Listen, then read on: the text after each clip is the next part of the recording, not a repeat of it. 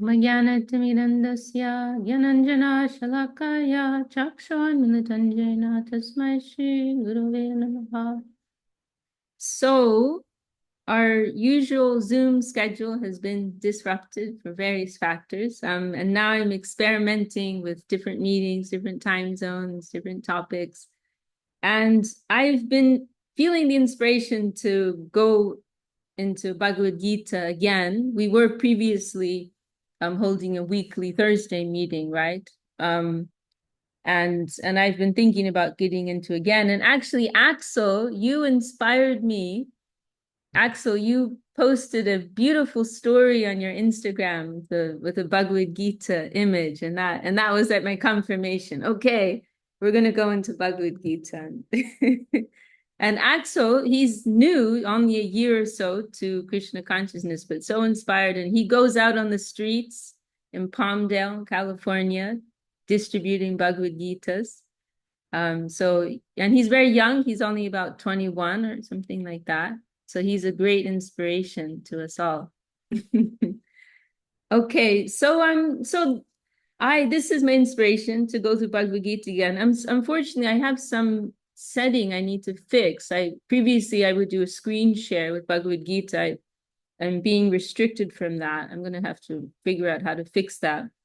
I don't have any structure in mind. I'm thinking to do something less rigid than we usually. Previously, we would go through verse by verse by verse in a very systematic, step-by-step way, and going through every single verse. I'm thinking of doing something maybe a little more free and spontaneous. And also, I'm going to open up the floor.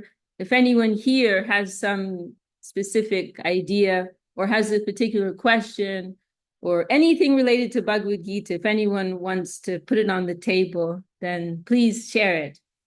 Please share it now. I'd love to hear any thoughts from anyone here. Otherwise, maybe I'll just do some general overview. Wow, we have some devotees from Ireland joining. It's 4:30 a.m. there. They win the prize. Somya Sham, Vijay Prabhu, you're joining 4:30 a.m. Wow, you took on the challenge. Well done. I wasn't expecting you to join. Wow. Okay, you definitely win the prize for today. Most enthusiastic participant. I'm sorry I made it difficult for you all. Oh, what happened? We've gone into a whiteboard? No, I don't know. Starts my no. Okay. No. Okay, well, if no one has any particular oh, Ramananda Prabhu, Dandavad, Dandavad, so happy to have you with us. Thank you. Lucky to be here. Yeah. I have one thing. If you can explain like Krishna says, Manmana Mad Bhakto Mam Yaji Namaskaru. It's in the back of Bhagavad Gita. That always think of me, worship me, bow to me. You will come to me because you are very dear to. You would like a discussion on that verse? Yes, please. Okay, so it's not like a specific question. No, just I want your input on that. Yeah. Okay, well, it's a very nice topic. No, very nice, very nice. I love it. Well, basically, that verse is saying, be Krishna conscious. Be Krishna conscious. It's of constant relevance in our lives as aspiring practitioners of Krishna consciousness. And what's interesting about that verse is that it actually appears twice in Bhagavad Gita. So since we can't do screen share, we'll have a little interaction like this, old-fashioned style. And I don't know how, I need to work out Zoom. I also don't know how to, okay, maybe that helps. Does that make it bigger for everyone? Does that help? Did that work? I think so. Yeah, that works. That's fine. Okay, great. So here we are, Srimad Bhagavad Gita. And so this is the verse that Ramananda Prabhu is referring to, although it may be reversed on the screen. So Sanskrit and then the English translation is here. Manmanabhava madbhakto madhyaji mam namaskuru mame vaishi. Is it? I can't remember right now. But this is the translation. Think of me always, devote yourself to me, worship me and bow to me, and surely you will come to me. I promise you this because you are dear to me. And manmanabhava madbhakto madhyaji mam namaskuru mame vaishashi satyam te pratijane priyose me. And so, as I mentioned, what's very interesting about this verse is that it actually appears twice in Bhagavad Gita. Well, one is slightly different, but almost the same. So let's start with that. And if anyone has their own copies, maybe that's what we can suggest since we don't have the screen share. If you all have your copies at hand, then you can look up the verses as well yourselves. So 934 and then 1865. These are the two places where the verse appears. So I'm going to go to 934 first.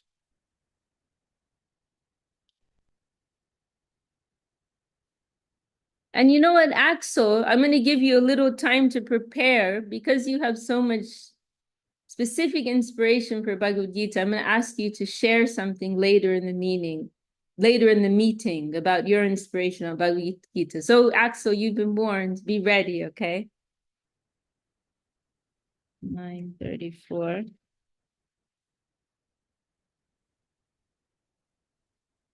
Okay, 934, and then the other was 1865. Have them both ready here.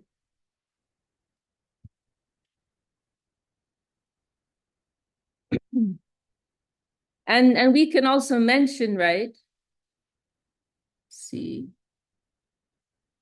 Ash says her copy of Gita is in a taped up box. You must be moving, huh?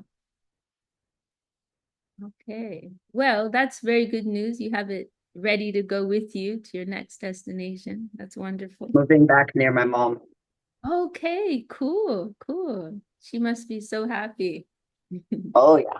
Oh yeah. Okay. So here we are, 934. Manmana bhava madbhakto madhyaji mam namaskuru mame vaishasis yuktvaram atmanam matparayanaha. So this is the version which I'm less familiar with. The second line is a little different. Now this is the translation. Always think of me, be my devotee, always worship me and offer obeisances to me. Thus offering yourself to me and taking refuge in me, you will come to me. Now, this appears in a very significant chapter for us in Bhagavad Gita. This is chapter 9, the hidden treasure of devotion. So it's a chapter because, as we know, Bhagavad Gita is discussing many different topics. Bhagavad Gita is throwing a wide net to reel in persons of all kinds of inclination, right? So, in other words, Bhagavad Gita is talking about ideals of karma yoga, which is selfless action, duty, right? Then it's talking about principles of jnana yoga, yoga of knowledge, right? There's principles of Ashtanga yoga, yoga system, meditation with the goal of samadhi. All these things are discussed, right? In Bhagavad Gita. But then our interest, of course, is in the subject of bhakti yoga, which is one of the yogas discussed, the yoga of devotion, connecting with the Lord through the means of the heart, right? And I like one explanation that was given by one of our acharyas. I believe it was Vishwanath Chakravarti Thakur. And he gave this very charming vision that we can think of Bhagavad Gita as a kind of sandwich, where the first layer is, and the first part is emphasizing more on karma yoga, the yoga of action, selfless action, how to regulate all your action so as to achieve the state of naishkarmya, which means freedom from karma. which is a major step on the path to mukti, liberation, right? And which will gradually lead one to higher connection with the divinity. So that's like the first top layer of the sandwich. And then the bottom layer is jnana yoga, right? Yoga of knowledge, which is going deeper into cultivation of spiritual knowledge and principles, which bring us closer to, and this is primarily dealing with Brahman conception, right? Impersonal conception of the absolute. And all the yoga, general yoga instructions and so on are included there. And then the middle part of the sandwich, the juicy part, right? When you eat a sandwich, the outer pieces of bread are just like a covering, right? What you really want is the juicy stuff inside, whether it's your marinated tofu or cheese or grilled veggies, mayonnaise, whatever, right? The other stuff are just a coating, a case, right? It's a case. So what's the middle part of the sandwich? That's bhakti, right? That's bhakti. And so we find that in the middle section of Bhagavad Gita, there are these key chapters which are exclusively dealing with principles of devotion. And so in particular, chapter 9, and then also chapter 12.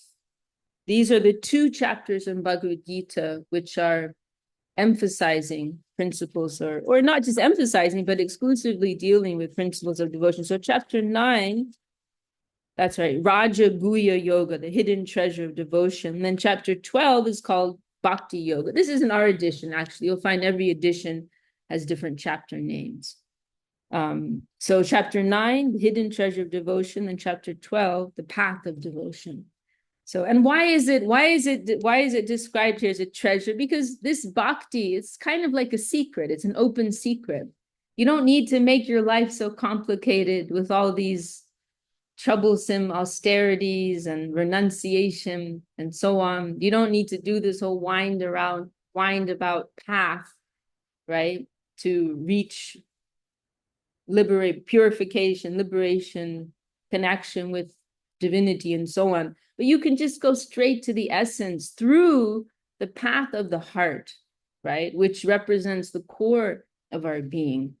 And it's a curious thing because bhakti is sometimes diminished by the scholarly section in the Vedic arena, because apparently it's simple. Actually, it's not easy.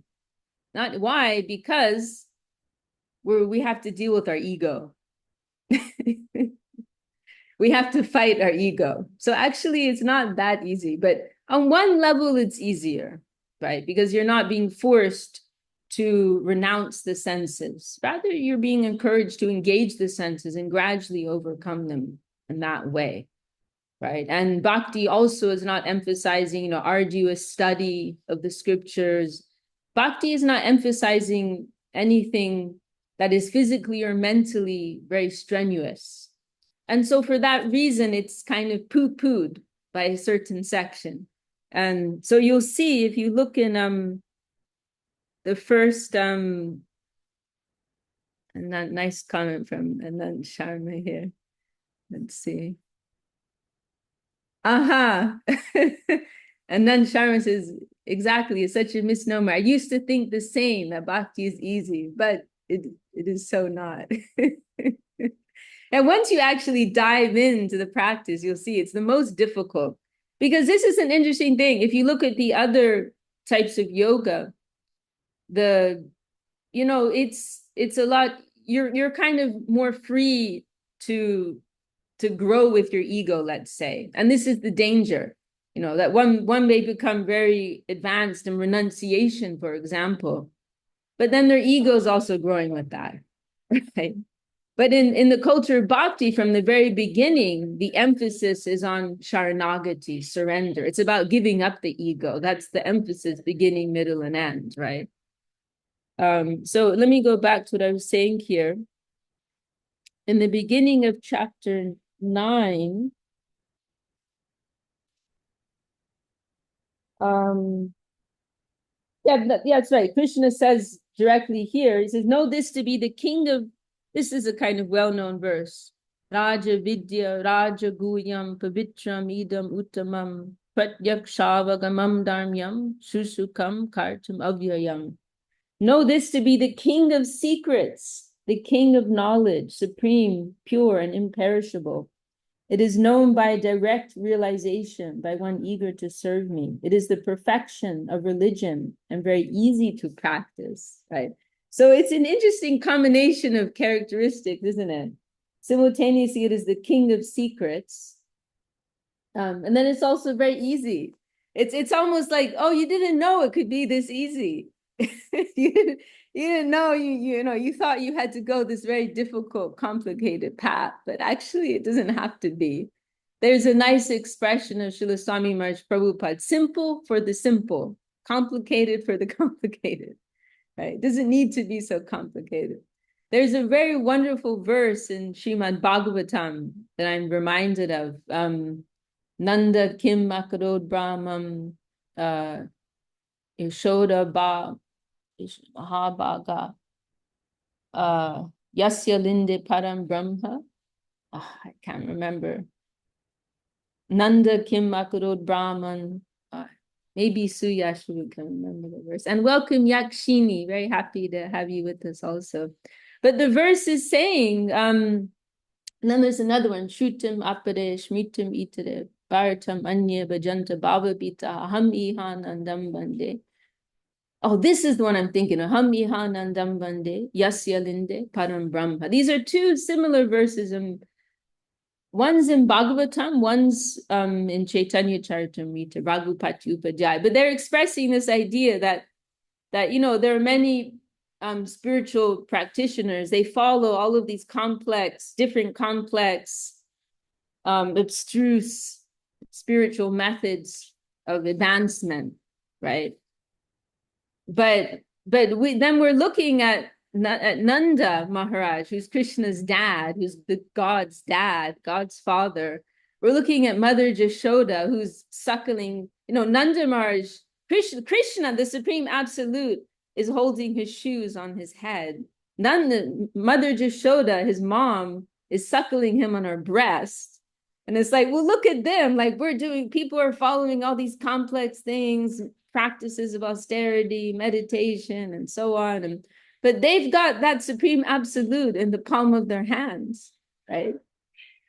They've got Yasya Linde Param Brahma. That Supreme Absolute Being is playing in their backyard, playing in their courtyard. That's what it says, right?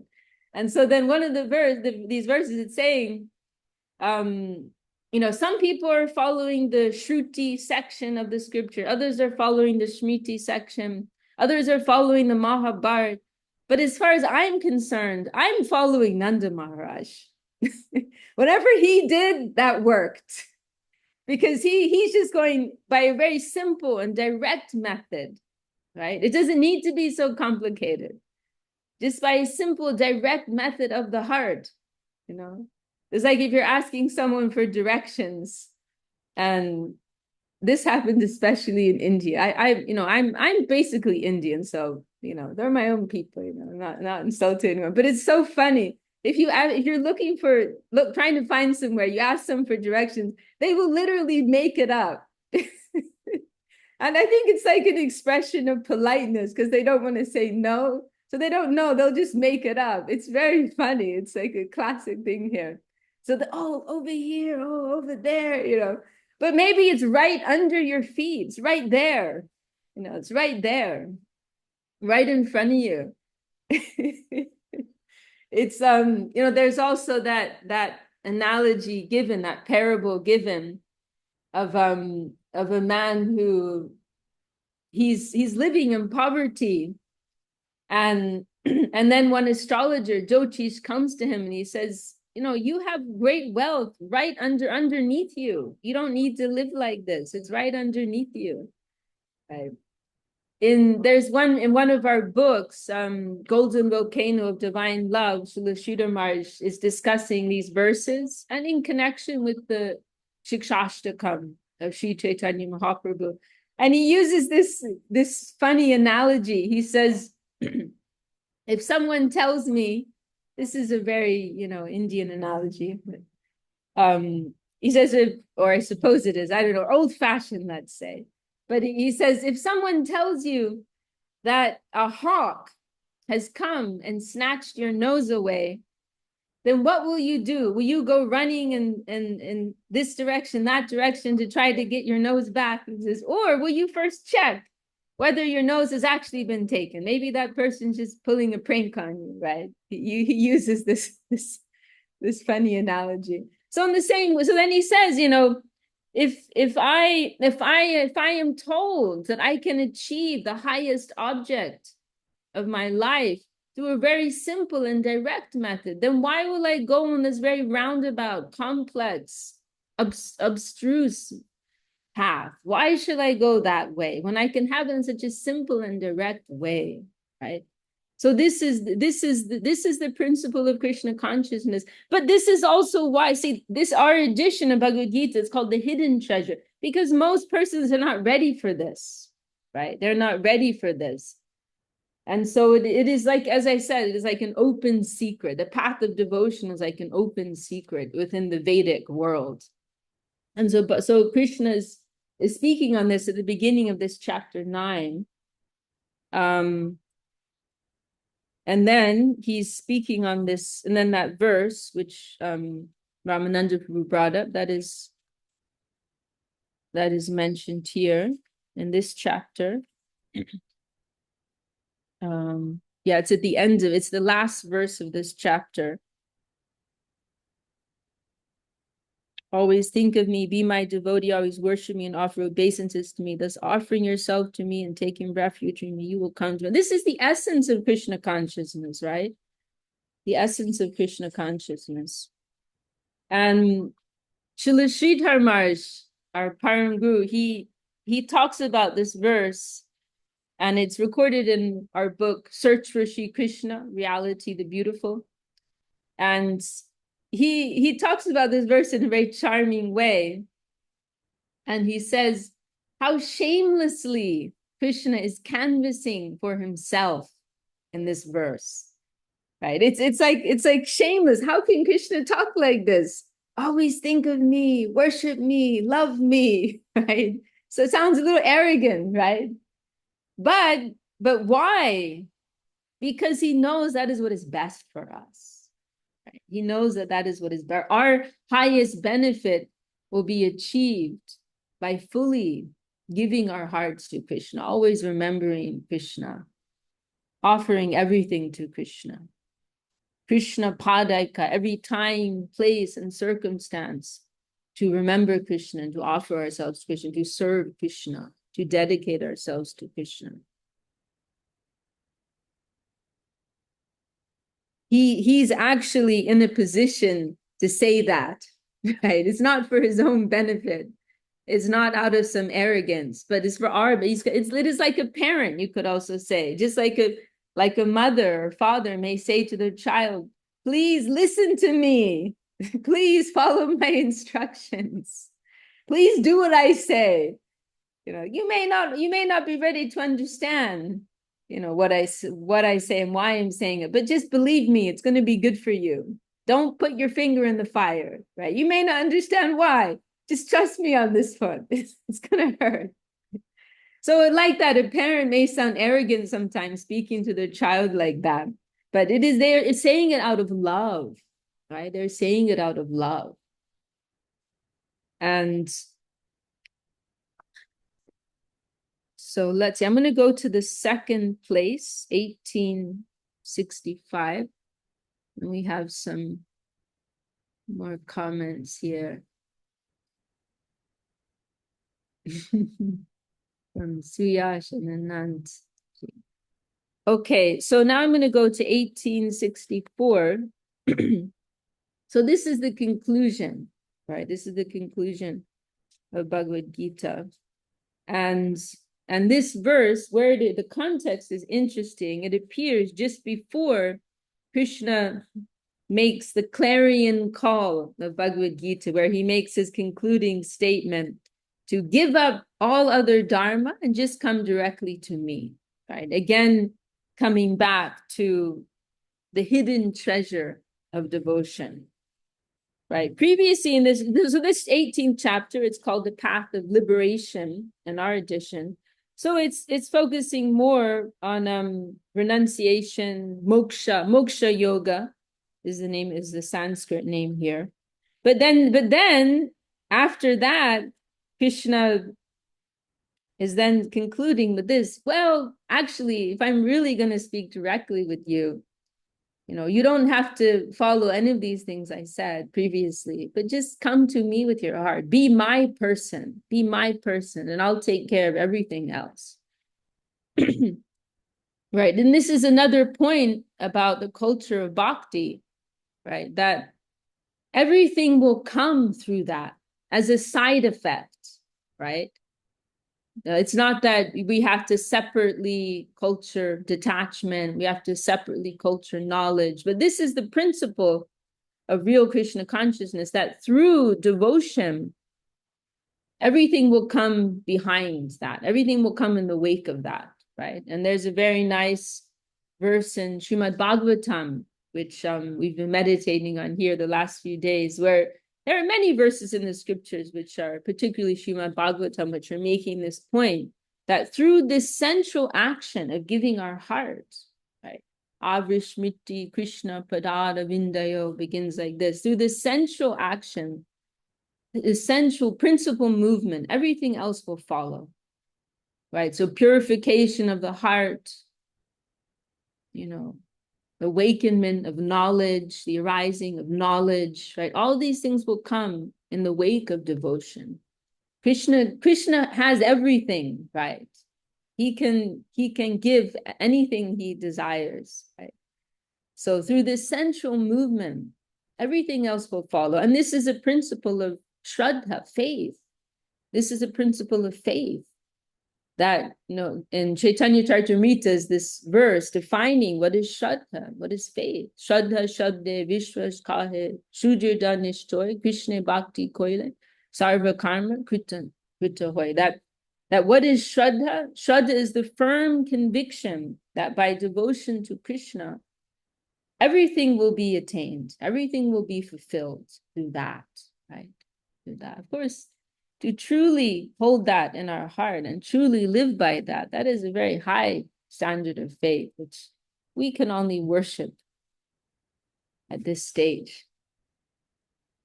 So I'm going to read this verse 1865. So what is the clarion call, right? 1866. I think everybody knows. Sarva dharmam prityaja mam ekam sharanam vraja ham tvam sarva papebhyo mokshaya sham ima shuchahava. Everybody knows this verse where Krishna is saying, give up everything else and come to me, right? Give up all kinds of religion and surrender to me alone. I will liberate you from all sins. Do not despair. So just before this verse is the verse which we're discussing today. Manmana bhava madbhakto madhyaji mam namaskuru mame vaishasi satyam te pratijani priyosami. So this is the verse which is on the back of the book. Think of me always. Devote yourself to me. Worship me and bow to me, and surely you will come to me. I promise you this because you are dear to me. Think of me always. Devote yourself to me. Worship me and bow to me, and surely you will come to me. I promise you this because you are dear to me. Now, this is one of the aspects of Bhagavad Gita, which I feel is perhaps sometimes overlooked, but this deep affection, right, that is between Krishna and his beloved friend and devotee Arjun, right? And this is in the sense Priya means dear, Priya means beloved. Pratijane, my promise, my vow. Ultimately, this Bhagavad Gita, it's an expression of love, right? I just love, the fact that the word is Gita. Gita is song, right? It's a song. It's not a sermon. It's not a dry discourse. It's not a formula, not a like a textbook or dry scripture. It's a song, Bhagavad Gita, the song of God, the song of the absolute. And it's in a sense, it's a love song, right? He's speaking to his beloved friend who he loves and he wants to help him. And we were discussing recently, I can't remember in which meeting it was, but one of the things I appreciate so much in Bhagavad Gita is that you see repeatedly, he's very gentle in his instruction, where he's making it clear he's not pushing anything on Arjuna. There's this element of detachment, which is an expression of respect and affection for his friends. And what I mean by that is that Krishna, he's very clear, I'm just giving you my opinion. And then he's saying, you do as you like, right? Yeah, this is one of the final statements, in fact, of Bhagavad Gita. And then you'll see repeatedly Krishna saying, this is my opinion. It's quite funny if you think about it, like he's God, right? Like he can easily just say, this is the way it is, right? This is it. But he's very humbly saying, this is my opinion. You're free to have your own opinion. Like if God himself says that, how should we feel, right? What should we think about our own estimation of things, right? Where is it? I can't remember now what the Sanskrit is.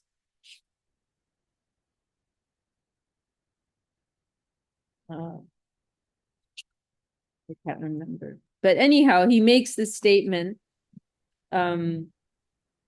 do as you like. And then and then Arjuna responds with this statement, Karishe vachanam tava.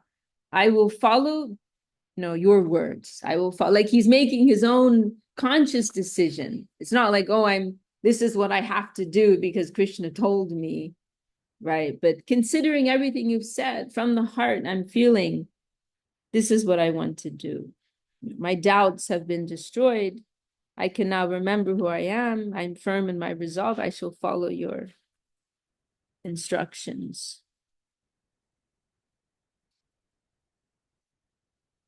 Yeah, I can't find it.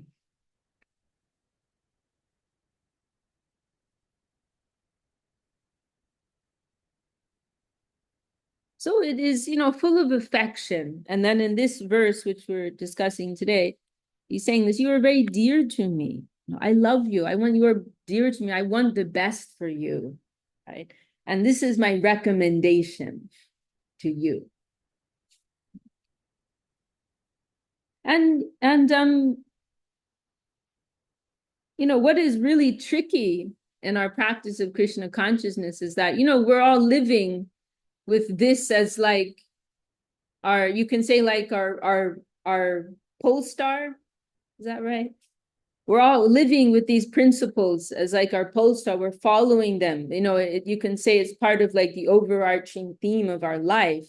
But where we struggle, like we're reading this and it's so beautiful, right? It's resonating with us. Yes, I want to live that life. This is my high ideal. But where we struggle, right, is in the day to day, right? In the moment to moment, in all the daily circumstances that we face, right? To follow these principles. Oh, let's see, Bhima, did you find the verse? Iti mama mati. No, it's not that. Maybe it's next to that. Let me try and find it. It's it's on 78. He just said, this is my opinion. I don't know if that's what you were. Oh, okay. I see. Yeah, that's a nice one. I see. Yeah, that's right. Iti mama mati. Right, that's my opinion. Yeah, no, there's another line where he says, do as you like. Yatha kesi tadha kuru, something like that. Oh, yes, that sounds right. Yeah. Oh, welcome, Sevarupa Dandavat, all the way from South Africa. Can you say that? Can you write that in the chat, Ramananda Prabhu? It's in the 18th chapter, isn't it? But I cannot find it.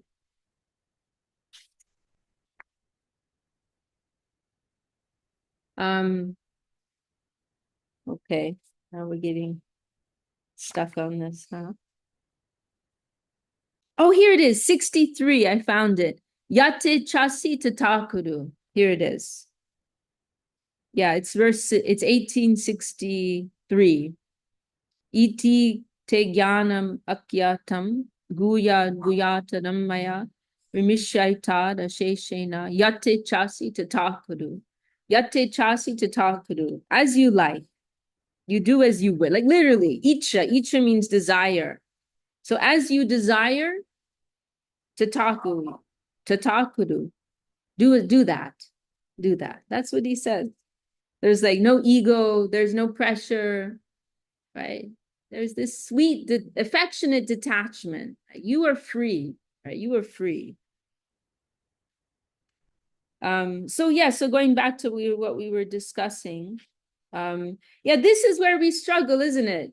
That to apply these principles in the moment to moment, in the day to day, because that is what real Krishna consciousness is, right? Not that we're going to the temple once a week or once a month, a year, whatever, but day to day, right? When we're having breakfast in the morning, when we're in a dispute with a neighbor or a relative or a friend, right? When we're struggling to find a job, right? When we're struggling, to have, for money, when we're struggling with health issues, right? That's where it all comes to play. That's the real field of practice, right? And it can be humiliating at times to see how suddenly all goes out the window, right? That we can sit and read and hear and be very happy and affirm these things in our heart. Then we go out the door and it all goes out the window, right? It can be very embarrassing sometimes. It can be very... It's true, yeah.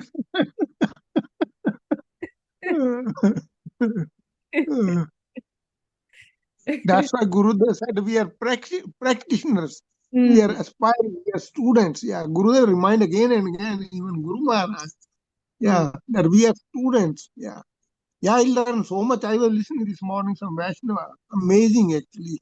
The mother in sea, so I follow something. And but we have different. We are so lucky. It's such a higher standard. Yeah, Guru Maharaj, Gurudev's grace. Yeah.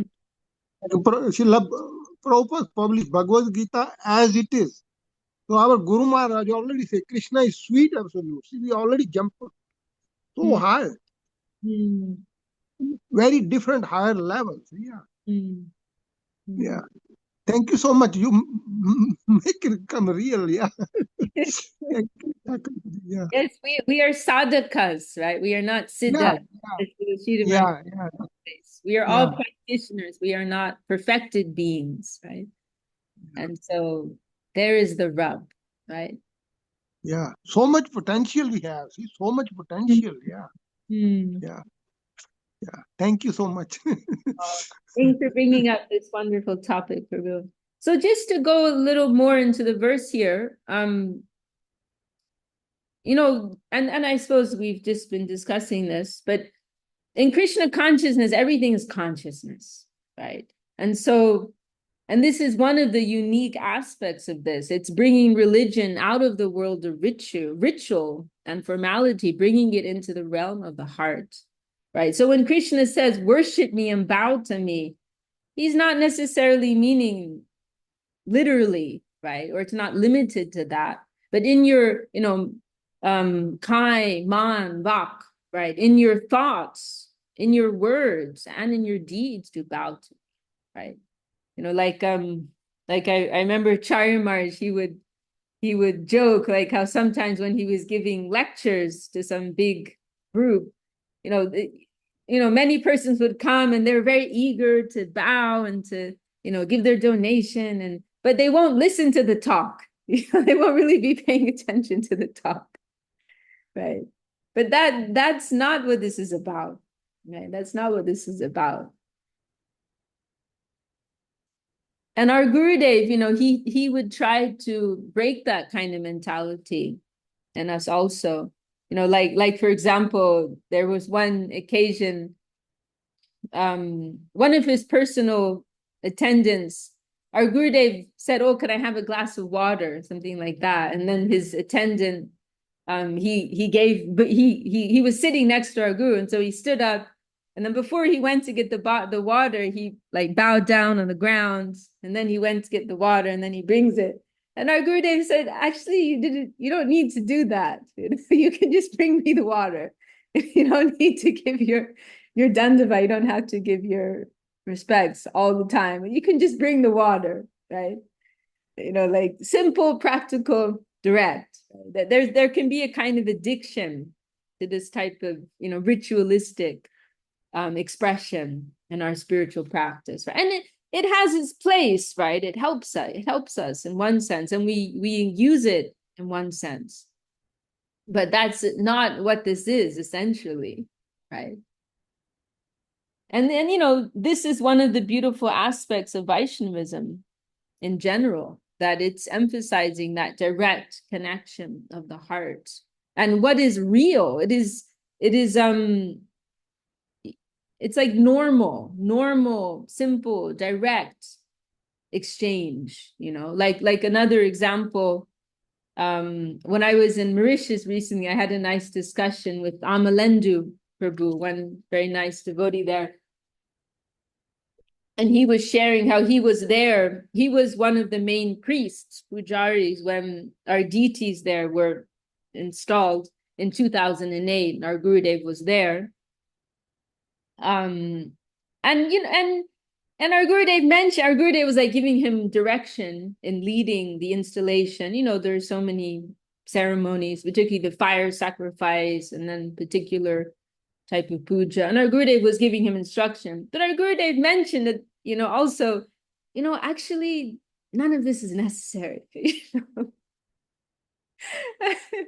And he mentioned how Srila Bhaktisiddhanta Saraswati Thakur, when he would install a deity, he would simply take one tulasi leaf and offer it at the feet of Kṛṣṇa, and then give his obeisance on the ground. And then bas, it was considered the installation was complete, right? There was no big ceremony, no fire sacrifice, because what is it essentially? The devotee is inviting the Lord, please come to my house. Please live in my heart. Please come here and bless this place and let me serve you and let me offer you food and water and expressions of devotion. That's what it is. So the devotee is saying to the Lord, oh, please come and reside in this temple. And the Lord is saying, okay, finish. Yes, I love you. I'll come. Just like you're talking to your friend. Will you please come to my house for some tea? Yes, I would love to come. Bas, right? It's as simple as that. And so, thousands of years of ritual and piles of scriptural advice, they all go out the window. It just becomes this very simple, direct exchange, right? And so our Gurudev mentioned that to Amalendu Prabhu, that, he said, actually, we're doing this for the public and for our own satisfaction. But actually, it's not necessary. Saraswati Thakur did it like this, with one tulasi leaf at the foot of Kṛṣṇa. That is all. Right? But we have to do it, right, to maintain, some dignified position in society, to satisfy the public. And another time he was talking about, he said, to satisfy ourselves, right? We like a little ritual, right? It's like Srila Swami Maharaj Prabhupada. He instituted this practice of having a fire sacrifice with first initiation, right? Men and women for the Harinam Diksha, right? And that's actually completely unnecessary. First of all, Harinam, the holy name, it is higher than any fire sacrifice. It is beyond fire sacrifice. And then there's so many other things to mention in connection with that, but it is not necessary. And somebody asked Srila Sridhar Maharaj once, why did Swami Maharaj Prabhupada do that? And Srila Sridhar Maharaj, he said, in a time of famine, distribute food by any means, right? In other words, Srila Prabhupada felt, this will help the faith of the people, right? It's like our Gurudev, one occasion, he gave initiation by telephone, right? Someone in Brazil. And he told to Trivikram Maharaj, it was Trivikram Maharaj's brother, he said, actually the initiation depends on his faith. That's the real initiation, that he's putting faith in me as his guide and I'm accepting him. That's the real initiation, right?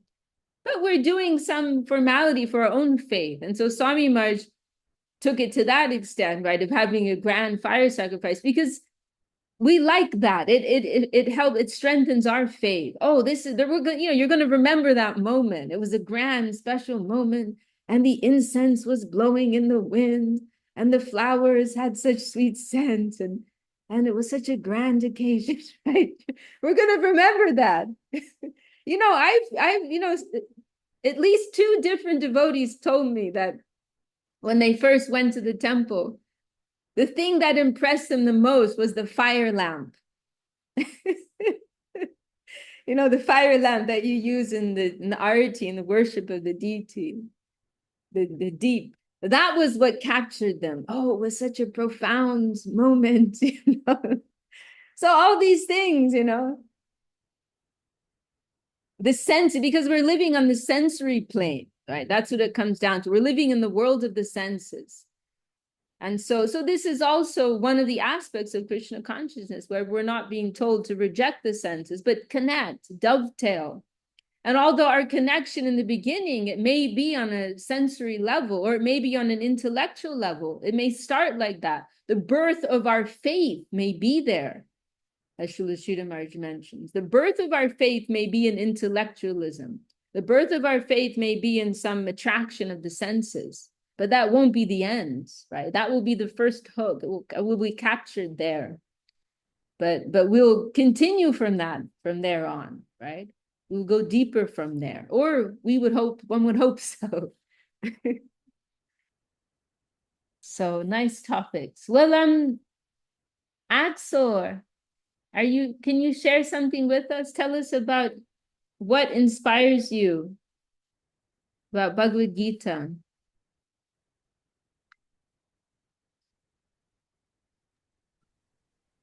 Well, I don't really know what to say or where to start, but Can just say one thing.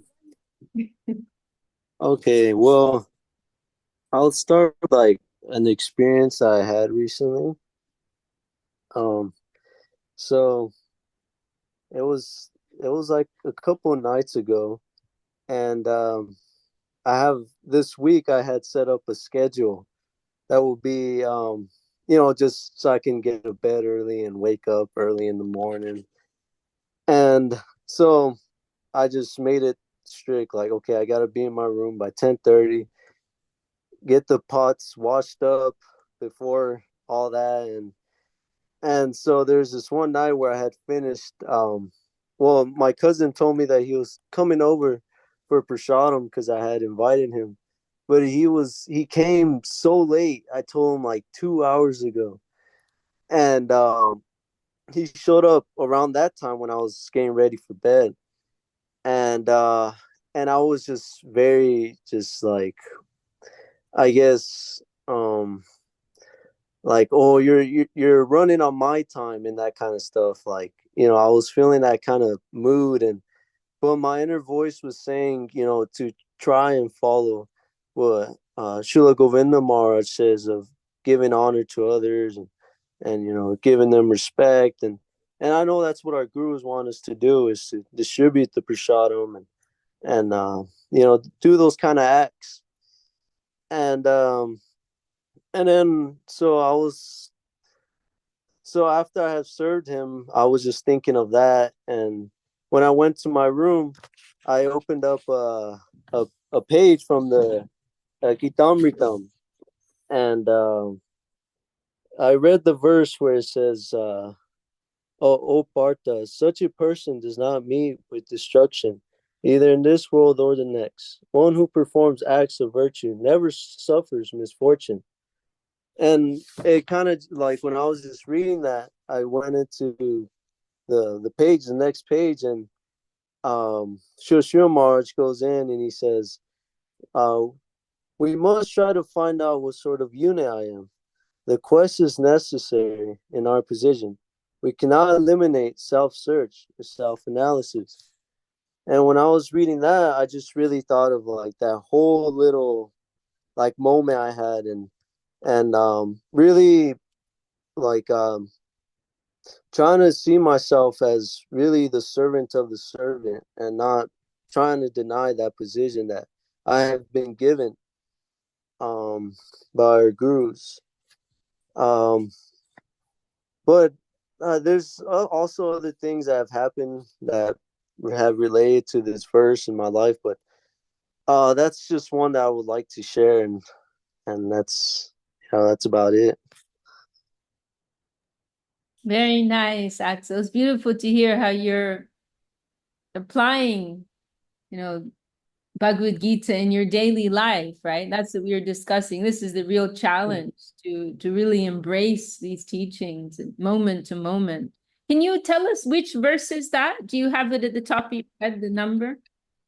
Yes, it's in chapter 6, verse 40.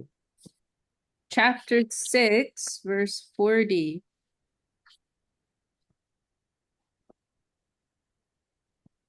The Supreme Lord said, O Arjuna, Vartanaveanamutra Vinashashtasya vidyate nahi kalyana kritkasti dorgatem tata gachati. Oh, it's this verse. Oh, very nice. The Supreme Lord said, O Arjuna, son of Kunti, there is no loss. So the context here is interesting, and we'll end soon. I'll just finish with this. So the context here, this is actually a really key moment in Bhagavad Gita. Srila Sridhar Maharaj discusses this verse. Actually, he quotes this line, the second part of this verse, quite often. Nahi kalyana kritkasya dorgatim tatra gachati. So the context in Bhagavad Gita is, Arjuna says to Krishna, everything you're saying is very nice, but what happens if midway through our practice we fall down and leave the path? Then we're going to be screwed on both sides, because we left our material life and now we lost in our spiritual life. Then what? What hope is there for such a person? And then Krishna, he gives this reassurance, right? O Arjuna, there is no loss for the unsuccessful yoga practitioner, as he has not denied the happiness of the heavenly plane in this world, nor is he denied the chance of the fortune to see the super soul in the transcendental realm.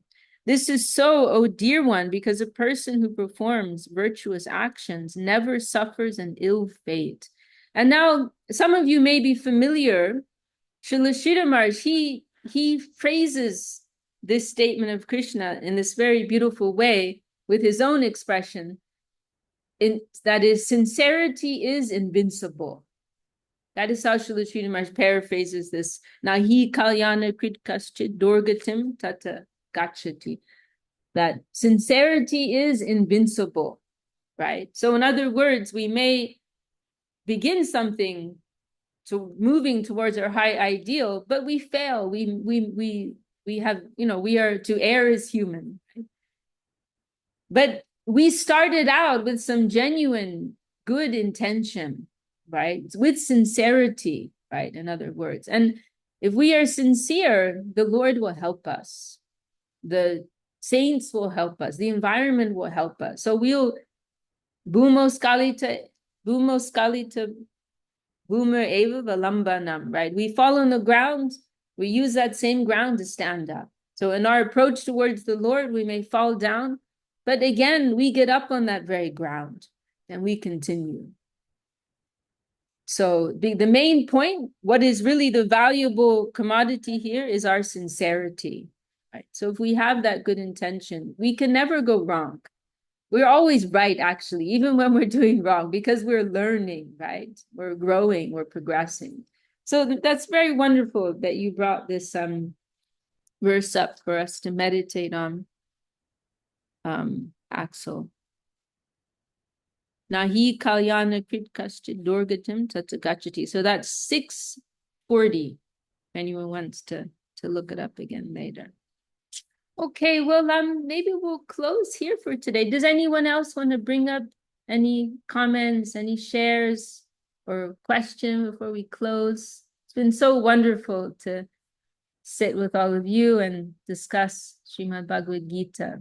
Our Gurudev recommended that every day, you know, we would read something from Bhagavad Gita, discuss something from Bhagavad Gita. It is so valuable for us. Shakadidi. Yes, Bhima. I'll be really quick because I know people have things to do, but the very fact that we're all here together and speaking about the Bhagavad Gita, I think speaks volumes on like our past lives. Clearly, we've had some Sukriti and we've come to a, you know, Srila Gurudev, his lotus feet somehow, some way, through some mercy. And I think that, you know, in our past lives, clearly, or how many, who knows, but, you know, we've come now and we've started this path, and that, I think that's kind of clear too. And, you know, if we reflect on that, because we're all here in some form or another, you know. Just Jai Srila Gurudev. Beautiful. Very nice. And I have to say, you know, Bimal Prabhu, you know, I've known him, I don't know, maybe 15 years now, or maybe more. But you know how why I always remember him? Because I remember when he first came to Navadvip. I'm not sure what year, maybe 2006 or something like that. But you know what he did as his service, what he was inspired to do was to clean all the toilets. And not just like clean not just like a light clean, but he scrubbed them with acid. He cleaned every single toilet in our Seva Ashram guest house building. Every single bathroom he scrubbed with acid. And I don't know if anyone's ever, because you see, there's so much rust in the water that would come from our tank. And so the water would sometimes come out a little rusty. And so it would leave these stains, like over time, you know, so many stains would develop in our bathrooms. And so you couldn't just clean it. Normally, you'd have to clean it with acid if you really wanted to clean it. And I've only ever done that a couple of times because it's very difficult. I mean, it's dangerous. You can damage your lungs, you know. But he did that for every single bathroom, which is, how many is that, like 20, 30 bathrooms maybe in that building, and he did it with so much enthusiasm. So you're always, you know, high on my list for that, you know, Bimal Prabhu. Okay, well, maybe we'll close here for today. I would echo what Bimal Prabhu said, to be here all together discussing Bhagavad Gita, what a wonderful thing. And yes, how much good fortune accumulating over many lifetimes must be necessary for that to be possible. We don't know. So my dandavat to each and every one of you. Jai Srila Bhakti Sundar Govinda Dev. Let me change the view here. Jai Srila Bhakti Sundar Govinda Dev Goswami Maharaj ki Jai. Jai Srila Gurudev ki Jai. Goswami Maharaj ki Jai. AC Jai. Prabhupada ki Jai. All the assembled Vaishnavas, sincere seekers ki Jai. Shri Hari ki Jai. Jai Gaur. Hari Bol. Hari Bol. Dandavat pranams.